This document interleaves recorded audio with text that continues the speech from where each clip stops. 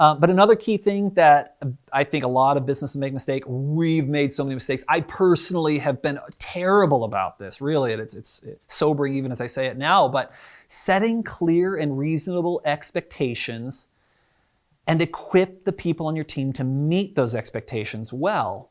I could stop at the first two words. I never set clear, expectations. I struggled with that. And it had to do with that visionary, I'm always thinking about the next thing.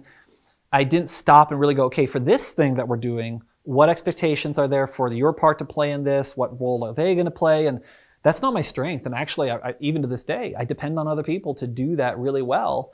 And I'm grateful for them.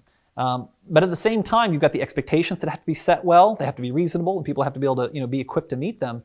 But also, you've got to set clear and reasonable standards by which you're going to measure success. That has been a real problem. You either don't set them at all and nobody knows. That was my issue. I just wouldn't set them at all. I'd just be like, well, we're going to do it great. And I'm going to assume that y'all know what my standards are. I have this great standard. Everything's going to be great, right? Which was unreasonable. So clear and reasonable standards. It was unreasonable for everything to meet my standards.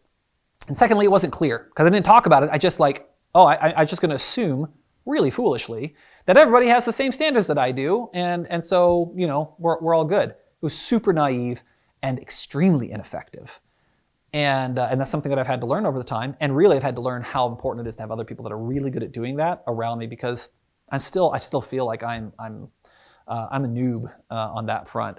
Another really important part about standards, though, is that you keep it simple. And as much as possible, it's got to be controllable by each person. Whatever standards they're going to be held accountable to, they've got to have a lot of control over those standards, so that if they don't meet it, there's not that thing where they say, well, I didn't have any control over that. How can you hold me accountable to the standard that I don't even have any control over, right? So it's super important that it's controllable by them, and that it's communicated and articulated really simply.